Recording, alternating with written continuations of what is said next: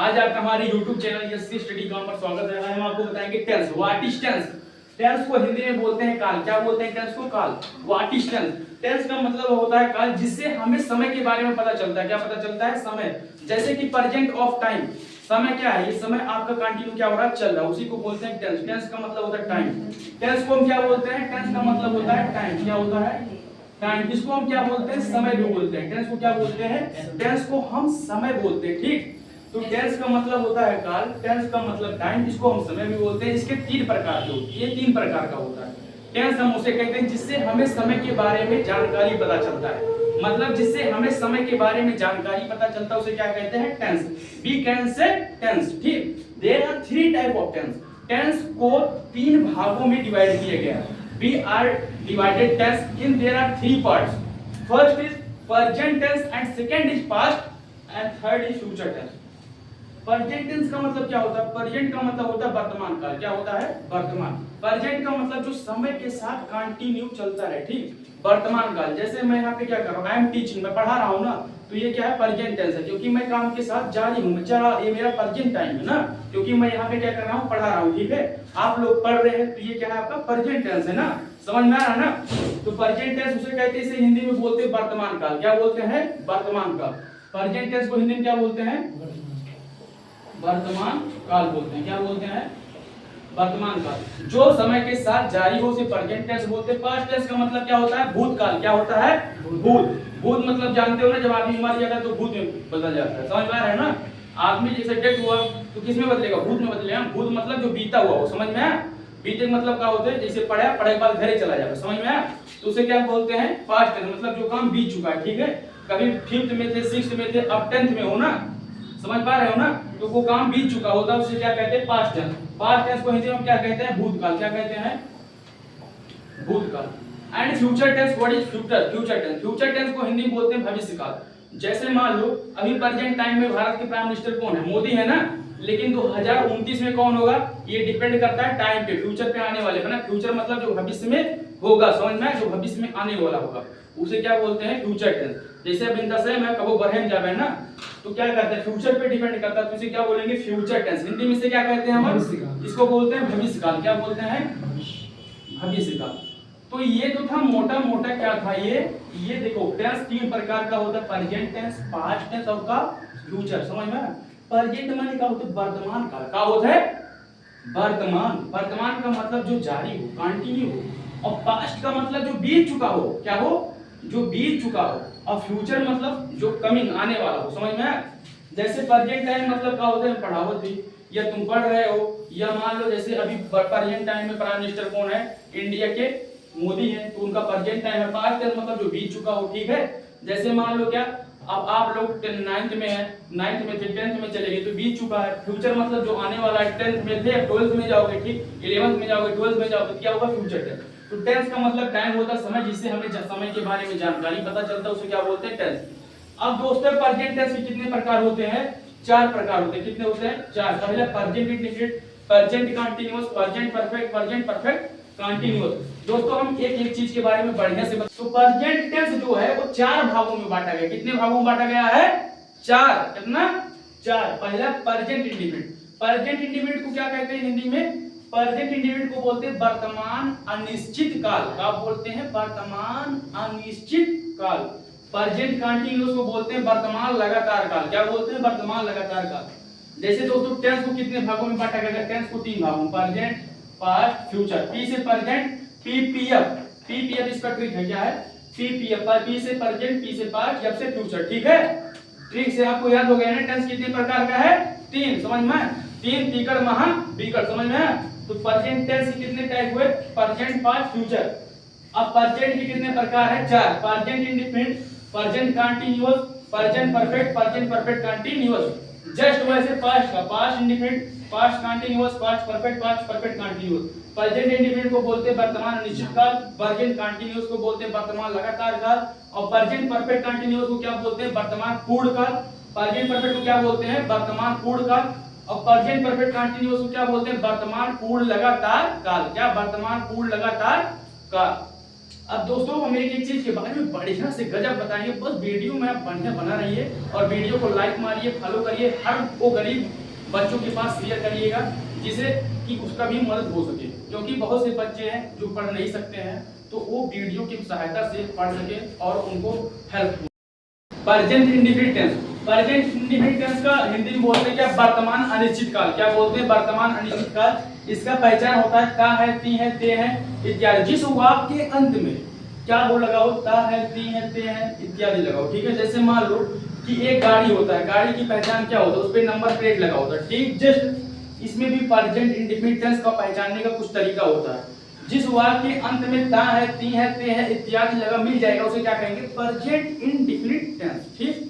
अब एग्जांपल में गीता स्कूल जाती है, मोहन गाना गाता है, इन वाक्यों में देखिए ती है आ रहा, ता है आ रहा, तो जिन वाक्यों के अंत में ता है, ती है, ते है इत्यादि आए उसे क्या कहते हैं, प्रेजेंट इंडेफिनिट टेंस। इसमें दोस्तों क्या होता है, ही, सी, इट। ही का मतलब होता है वह, सी का मतलब भी वह, इट का मतलब, ही का यूज जो होता है मास्कुलिन जेंडर मतलब पुरुष के लिए किया, जैसे वह एक लड़का है, ही इज ए बॉय, और मान लो वह लड़की है तो सी इज ए गर्ल। और इट का यूज जो होता है निर्जीव के लिए, जैसे मान लो इट इज ए टेबल, तो टेबल क्या है, नॉन लिविंग थिंग है ना, इसलिए यहाँ पे इट का यूज किया गया है। और सिंगुलर पर्सन के साथ क्या लगता है, हेल्पिंग वो, मेन वर्ब में यस या ईएस लगता है, मतलब ही, सी, इट और सिंगुलर पर्सन रहेगा तो यस या ईएस लगेगा। वर्ब में और आई बी यू दे रहेगा तो यस या ईएस नहीं लगेगा, आई बी यू दे रहेगा तो यस या ईएस नहीं लगेगा, ही, सी, इट और सिंगुलर पर्सन रहेगा तो यस या ईएस लगेगा। एग्जांपल में गीता स्कूल जाती है, मोहन गाना गाता है, ये सब क्या है, ये सब है जो है प्रेजेंट इंडेफिनिट टेंस का पहचानने का तरीका, ठीक। तो ये है पहचानने का present indefinite tense. Present indefinite tense का स्ट्रक्चर क्या है, सबसे पहले सब्जेक्ट लिखा जाएगा, सब्जेक्ट के बाद वर्ब के फर्स्ट फॉर्म में एस या ईएस, फिर ऑब्जेक्ट, फिर अदर वर्ड। सब्जेक्ट इसमें क्या है, वह पहले सेंटेंस क्या दिया गया है, वह लोग खाना खाते हैं, ये क्या है, it is a sentence. Sentence मतलब क्या होता है, वर्ड का जो समूह होता है, शब्दों के समूह को क्या बोलते हैं, sentence. A group of word is known as sentence, मतलब शब्दों का समूह या मतलब शब्द या अक्षरों का समूह मिलकर क्या बनाता है, एक सेंटेंस बनाता है। तो वह लोग खाना खाते क्या है, इट इज अ सेंटेंस। अब हमें इसे किसमें लिखना है, इसका ट्रांसलेट करना है। टेंस कौन है, वह लोग खाना खाते, इसके लास्ट में क्या आ रहा है, ते हैं आ रहा है, तो मतलब क्या हो गया, प्रेजेंट इंडेफिनिट हो गया। इसका पहले हम अनुवाद कैसे करेंगे, सबसे पहले अनुवाद करने के लिए हमें सब्जेक्ट क्या लिखना पड़ेगा, सब्जेक्ट। सब्जेक्ट यहाँ पे क्या है, वह लोग है। कैसे पता चलेगा कि सब्जेक्ट कौन है, अगर हम हु लगा के क्वेश्चन करेंगे या कौन लगा के क्वेश्चन करेंगे, कौन खाना खाते हैं, तो वह लोग अपने आप सब्जेक्ट आपको मिल जाएगा। अगर आप कौन लगा के प्रश्न करेंगे तो आपको सब्जेक्ट मिल जाएगा। कौन खाना खाते हैं, वह लोग ना, तो वह लोग क्या है, यहाँ पे सब्जेक्ट है। हमें सबसे पहले क्या लिखना है, सब्जेक्ट को। क्या लिखना है सबसे पहले, सब्जेक्ट को। तो सबसे पहले वह लोग क्या है, यहाँ पे सब्जेक्ट है, इसको लिख सकते हैं हम यहाँ पे सब्जेक्ट। इसके बाद वर्ब क्या है, खाते हैं, और इसके बाद खाना क्या है, ऑब्जेक्ट। तो अगर हम क्या लगा के प्रश्न करेंगे, वह लोग क्या खाते हैं, खाना। अगर क्या से प्रश्न करेंगे तो ऑब्जेक्ट मिल जाएगा, और कौन लगा के प्रश्न करेंगे तो सब्जेक्ट मिल जाएगा। तो सबसे पहले हम क्या करेंगे, वह लोग खाना खाते हैं ना, तो वह लोग का मीनिंग क्या होता है, दे होता है। क्या होता है, दे। तो सबसे पहले सब्जेक्ट, तो सब्जेक्ट क्या है, वह लोग, तो यहाँ पे वह लोग का मीनिंग होता है दे। क्या होता है, दे। कोई दिक्कत है यहाँ तक। वह सबसे पहले हमने क्या किया, जो आगे लिखा है उसका मीनिंग चुपचाप लिख दे। इसके बाद वर्ब लिखना। वर्ब क्या है, खाना। तो खाने का मीनिंग मतलब क्या होता है, ईट। क्या होता है, ईट। ये वर्ब है। तो हमने बताया था अगर आई बी यू दे आएगा, तो दे आया यहाँ पे ना, तो यस या ईएस नहीं लगेगा, यहाँ पे यस या ईएस लगेगा। कुछ लोग ऐसे कर देंगे, लेकिन दोस्तों ये रॉन्ग है, क्योंकि यहाँ पे ये दे क्या है, प्लूरल है, इसलिए ईट यहाँ पे क्या लगेगा, यहाँ पे यस नहीं लगेगा। दे ईट सब्जेक्ट हो गया, सब्जेक्ट में वर्ब हो गया। अब ऑब्जेक्ट, ऑब्जेक्ट क्या है यहाँ पे, खाना। दे ईट फूड, क्या हो जाएगा, दे ईट फूड। वह गाना गाती है, क्या गाती है, वह गाना। देख सकते हैं यहाँ पे, तो इसमें सबसे पहले सब्जेक्ट क्या है, सब्जेक्ट यहाँ पे वह है। क्या है, सब्जेक्ट यहाँ पे क्या है, वह है। वह गाना गाती है, तो यहाँ पे गाना गाती है, तो कुछ लोग कैसे, यहाँ पे इसका अनुवाद क्या हो जाएगा, ही हो जाएगा। कुछ लोग ही लगा देंगे, लेकिन ये गलत है, क्योंकि वह गाना गाती है क्या है, ये स्त्री है, मतलब फीमेल में है। तो यहाँ पे ही के जवाब क्या लगेगा, सी। क्या लगेगा, सी। सबसे पहले हमें सब्जेक्ट लिखना, सब्जेक्ट क्या हुआ, तो इसके लिए हम क्या लगा देंगे, सी। क्या लगा देंगे, सी। इसके बाद वर्ब के फर्स्ट फॉर्म में क्या लगा जाएगा, यस या ईएस। क्या लिखेंगे हम, वर्ब के फर्स्ट फॉर्म में यस ईएस। गाती है यहाँ पे क्या है, वर्ब है, तो यहाँ पे वर्ब लिख दो क्या, सिंग। अब ये क्या हमने क्या बताया, सब्जेक्ट के अकॉर्डिंग क्या लगेगा वर्ब के फर्स्ट फॉर्म में यस या ईएस लगेगा, क्या लगेगा यस या ईएस। अब सी सिंगुलर है तो यहाँ पे क्या लग जाएगा यस। सी सिंग्स, अब क्या गाती है गाना, तो sings a song, full stop लगा दीजिए। ये है हमारा सबसे पहले सब्जेक्ट लिख दिए, फिर वर्ब लिख दिए, फिर ऑब्जेक्ट क्या था ए सॉन्ग। ये था हमारा एकदम इजी मेथड करने का। वीडियो बने रहिए, अभी मस्त मस्त ट्रिक बताएंगे नेगेटिव सेंटेंस के बारे में। What is the Hindi meaning of negative sentence? Negative sentence को हिंदी में क्या बोलते हैं? एक होता पॉजिटिव, पॉजिटिव का मतलब होता है जिसमें हर या अफर्मेटिव, जिसमें हर चीज को हाँ में जवाब दिया जाता है। दूसरा नेगेटिव का मतलब होता है जब किसी काम को हम नकारते हैं या मना कर देते हैं साफ साफ, उसे क्या बोलते हैं नेगेटिव। नेगेटिव का मतलब होता है नकारने वाली चीज या मना करने वाली, इसे बोलते हैं नकारात्मक वाक्य। जिसमें किसी काम को नकारा जाता है उसे क्या बोलते हैं, नकारात्मक वाक्य या नेगेटिव सेंटेंस बोलते हैं। तो नेगेटिव सेंटेंस को हिंदी में क्या बोलते हैं, नकारात्मक वाक्य। क्या बोलते हैं, नकारात्मक वाक्य। इसको हम कैसे लिखेंगे, सबसे पहले देखिए ही see it, he see it के साथ क्या लगेगा, ही सी इट, इसके साथ क्या लगेगा डज, क्या लगेगा डज। और I we you they, I we you they के साथ क्या लगेगा, डू लगेगा। इसका स्ट्रक्चर क्या है, subject plus do does not plus verb का वर्ब फॉर्म फिर ऑब्जेक्ट अदर वर्ड।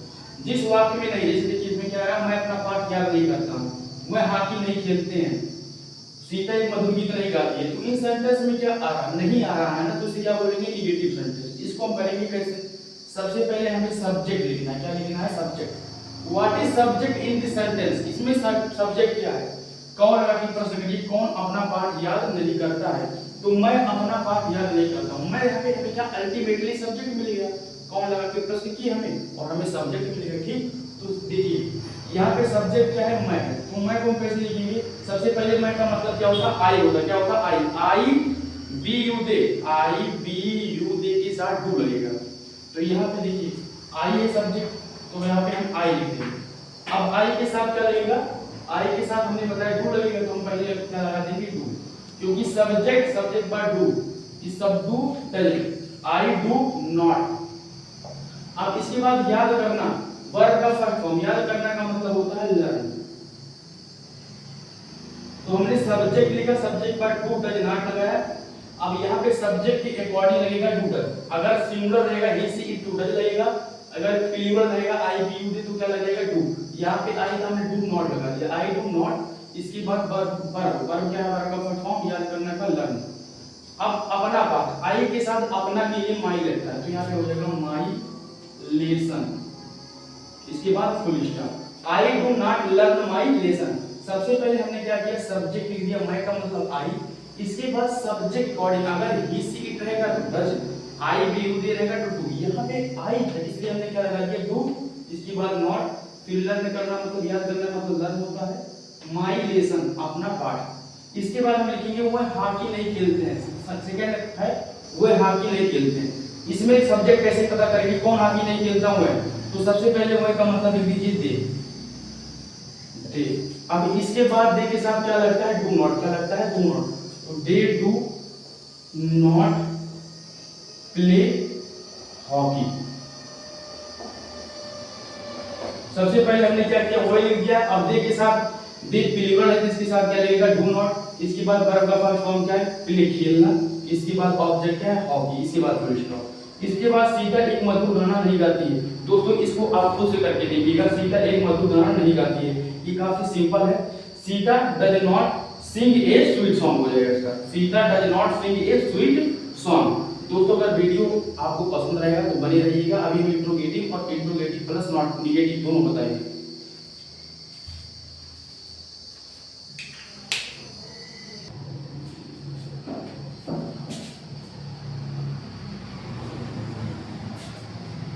दोस्तों आज हम बात करेंगे इंट्रोगेटिव सेंटेंस। इंट्रोगेटिव सेंटेंस को क्या बोलते हैं, प्रश्नसूचक वाक्य। इंट्रोगेटिव सेंटेंस को क्या बोलते हैं, प्रश्नसूचक वाक्य। सिंपल खंड है इसका, क्या है, प्रश्नसूचक मतलब जिसमें प्रश्न पूछा जाए। जैसे मैं आपसे प्रश्न पूछ सकता हूं, क्या आप अंग्रेजी याद करते हैं, क्या आप भूगोल पढ़ते हैं, तो यह प्रश्न किया जा रहा है, हम आपसे प्रश्न कर रहे हैं। तो इंट्रोगेटिव सेंटेंस का मतलब क्या होता है, या मैं ऐसे कर सकता हूं, डू यू रीड इंग्लिश, क्या आप इंग्लिश पढ़ते हो, या do you study in night, क्या आप रात में पढ़ते हैं। तो दोस्तों क्या होता है जब हम किसी व्यक्ति से प्रश्न करते हैं, क्या कौन किसने लगा के, हु से, whom से, who से, which से, या how many pencils do you have, आपके पास कितनी पेंसिलें हैं। तो यहाँ पे क्या होता है, जहाँ पे प्रश्न किया जाता है उसे हम क्या बोलते हैं, प्रश्नसूचक या इंट्रोगेटिव सेंटेंस। इसमें सबसे पहले क्या लगाया जाता है, do does plus subject plus verb का फुल फॉर्म, फिर ऑब्जेक्ट, फिर अदर वर्ड। ये आपका स्ट्रक्चर है।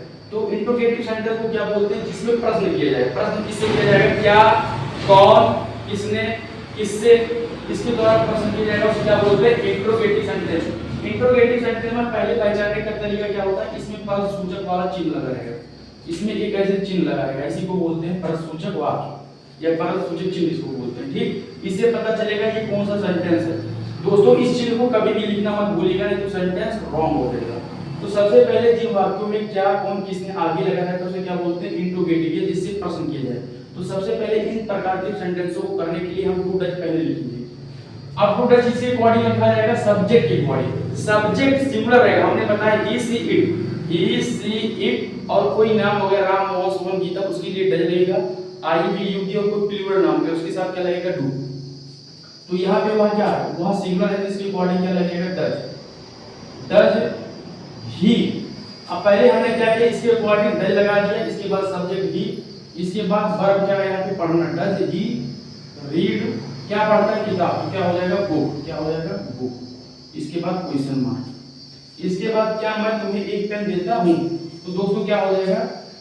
अब यहाँ पे मैं का मतलब आई होता है, हमने बताया था आई के साथ डू लगता है, यहाँ पे लगा डू आई। तो सबसे पहले हमने क्या किया, आई के साथ डू लगता है, सबसे पहले डू डज लिखा जाएगा, हमने आई के अकॉर्डिंग यहाँ पे डू लगा दिया, फिर आई, डू आई। अब वर्ब क्या है यहाँ पे देना, डू आई गिव। अब क्या देता है, एक पेन, किसे देता है, तुम्हें, तो सबसे पहले तुम्हें लिखा जाएगा, do I give you a pen, question mark. दोस्तों थर्ड वाला क्वेश्चन क्या है, क्या तुम्हारी मां तुमसे प्रेम करती है। इस सेंटेंस को आप खुद करके देखिएगा, ठीक है। तो ये हमारा था क्या, इंट्रोगेटिव सेंटेंस बनाने का तरीका।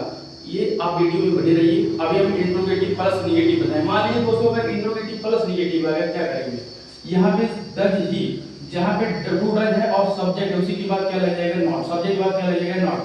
डज ही नॉट रीड, जैसे मान लीजिए क्या हुआ, किताब नहीं पढ़ता है, क्या हुआ, किताब नहीं पढ़ता, क्या हो जाएगा, does he not read A read a book हो जाएगा।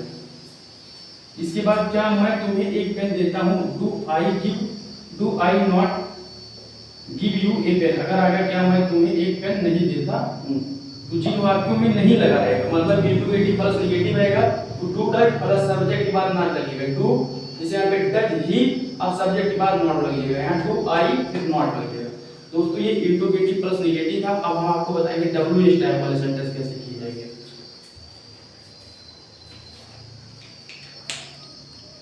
सेंटेंस क्या होता है, ऐसा सेंटेंस जो व्हाट, व्हिच, हु से स्टार्ट होता है उसको क्या बोलते हैं, डब्ल्यू एच टाइप सेंटेंस। जैसे देखिए वहां हुआ, यहाँ क्यों आती है, तो यहाँ पे क्यों जो है वाई, वाई का मतलब क्यों होता है, तो इसमें जो डब्ल्यू एच वाला वर्ड होता है इसका हिंदी वाले वाक्य के बीच में छिपा रहता है, जैसे क्यों। तो इसका सबसे पहले अगर वाक्य में क्या, कौन, किसने, किसी वाक्य के बीच में आएगा तो सबसे पहले उसका मीनिंग हम सबसे पहले लिख देंगे। तो क्यों का मतलब क्या होता है, वाई। तो जो डब्ल्यू एच वाले वर्ड होंगे उनका मीनिंग हम सबसे पहले लिखेंगे। तो क्यों का मीनिंग सबसे पहले क्या लिख देंगे, वाई, क्या लिख देंगे, वाई। अब डब्ल्यू एच के बाद क्या लिखना है, डू डज। अब वह यहाँ क्यों आती है, तो ये वह यहाँ पे क्या है, वह एक है स्त्रीलिंग है, तो यहाँ पे वह का मतलब क्या हो जाएगा, सी हो जाएगा, क्या हो जाएगा, सी, वाई सी। अब दोस्तों देखिए यहाँ पे जो सी है ये क्या है, सिंगुलर है, इसलिए यहाँ पे क्या लग जाएगा, अकॉर्डिंग वाई डज सी। अब आना का मतलब क्या होता है, come, why does she come to here, इसके बाद क्वेश्चन मार्क लग जाएगा। सेकंड वाले क्या होगा, वह स्कूल कब जाता है, तो सबसे पहले हम कब का मीनिंग क्या लिख देंगे, व्हेन, क्या लिख देंगे, व्हेन। अब व्हेन के बाद हुआ क्या है, हुआ सिंगुलर है, वह का मतलब भी होता है, यहाँ पे क्या लगेगा, डज, व्हेन डज। अब हुआ का मतलब लिख दीजिए क्या होता है, ही। व्हेन सबसे पहले डब्ल्यू एच वाला वर्ड लिख दिया व्हेन, इसके बाद क्या लगा दिया गया, डू डज, डू डज लगाएंगे इसके अकॉर्डिंग सब्जेक्ट के अकॉर्डिंग, व्हेन डज ही। अब जाना यहाँ पे वर्ब है तो लिख दिए गो, व्हेन डज ही गो, कहाँ पे जाता है, स्कूल, तो when does he go to school, इसके बाद क्वेश्चन मार्क। वह कितनी पेंसिलें चाहते हैं दोस्तों, इसका आप खुद करिए, वो कितनी पेंसिलें चाहते हैं। इसका हो जाएगा how many pencils do they want, how many pencils do they want हो जाएगा। इसको एक बार खुद से ट्राई करिए दोस्तों। ये है WH टाइप सेंटेंस। अब हम आपको बताएंगे present continuous tense, present continuous tense के बारे में। प्रेजेंट कंटीन्यूअस टेंस किसे कहते हैं, जिस वाक्य के अंत में रहा है, रहे हैं, क्या क्या क्या कहते हैं, प्रेजेंट कंटीन्यूअस टेंस। क्या कहते हैं, प्रेजेंट कंटीन्यूअस टेंस कहते हैं। तो जिस वाक्य के अंत में रहा है, रहे हैं, जैसे एग्जांपल में वो लोग खाना खा रहे हैं, मोहन एक पत्र लिख रहा है, तो इन वाक्यों के अंत में क्या रहा है, ये सब क्या है, प्रेजेंट कंटीन्यूअस टेंस का पहचान।